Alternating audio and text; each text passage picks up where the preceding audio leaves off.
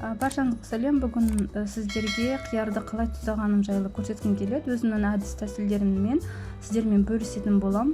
Маған осындай ауылдан әдемі қиярларды анам беріп жіберді.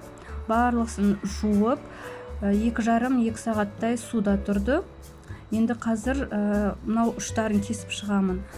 Банкаларды мен алдын ала әсел пештің ішінде 120-150 градус ыстықта 15-20 минутқа қосып қойдым.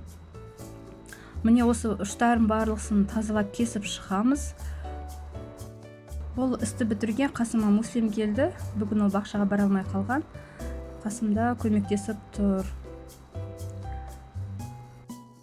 Алдымен мен сарымсақтарды бөліп салып жатырмын. Яғни оның дәмі қанық, жақсы шығатын болады. Осылай кесіп салсаңыздар. Шамамен бір 2-3 данасын осылай кесіп турап салып қойыңыздар. Келесі кезекте ақ желкекті салатын болам. Хрен менде тоңазытқышта тұрған. Бірінші рет салайын деп тұрмын. Негізі қара бұрыштан саламыз және ұсақталмаған күнзені саламыз, яғни кориандр. Арасына 1-2 данадан лавр жапырағынан да салып қоям.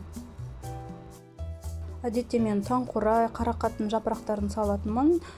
Кейде болса ас көкте осы жолы болмағандықтан 1-2 данадан қалампырды да қосатын болдым.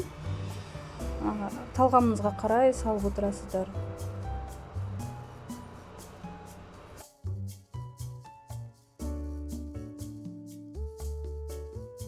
Ал ендігі кезекте қиярлардың барлығысын осылай реттеп, дұрыстап, сыйымды қылдырып салып шығу керек. Тұздағанға жас қиярды қолданған дұрыс, өйткені өте сыйымды болып келеді, көп сияды және дәмі де өте қанық болып шығады. Қайнаған суды осылай аз-аздан құйып шығам, яғни банкам жарылып кетпес үшін. Кейін толтырып қақпағын жауып қоя тұрарсыздар. Біздің банкамыз және қиярлар жылып тұру керек. Шамамен бір 20 минуттай ұстаңыздар. 20 минут өткен соң ішіндегі ыстық суын құйып алам.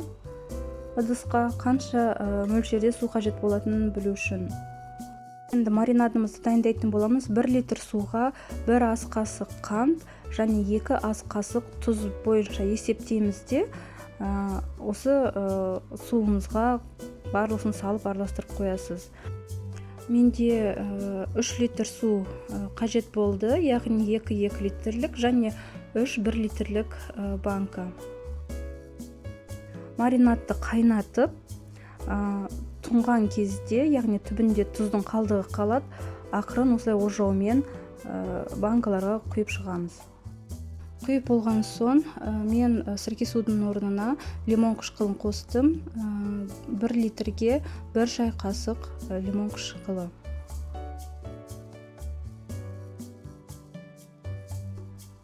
Ақырын қақпақтарын жауып шығамыз. Менде осындай жапқыш. Осыны қолдандым. Ақырында банкаларымызды осы жапқышпен айналдыра отырып жауып шығамыз.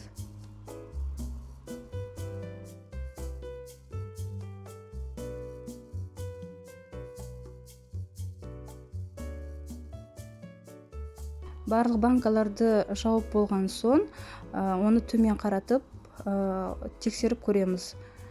Жақсы жабылған, жабылмағанын тексеріп қараймыз. Банкаларды төмен қаратып, осы ваннашіне салып қойдым. Үстіне көрпеше төсеп, жауып қоясыздар да, толық суығанша осылай осы орында тұрады. Суып болған соң, қараңғы және салқын жерге қоятын боларсыздар. Міндеттерді жасап көріңіздер, өте оңай. Дәмі, маринады бәрі керемет шығады. Осының маринадынан менде тоқаштар дайындау рецепті бар. Кейін сіздерге сілтемесін тастап кетемін.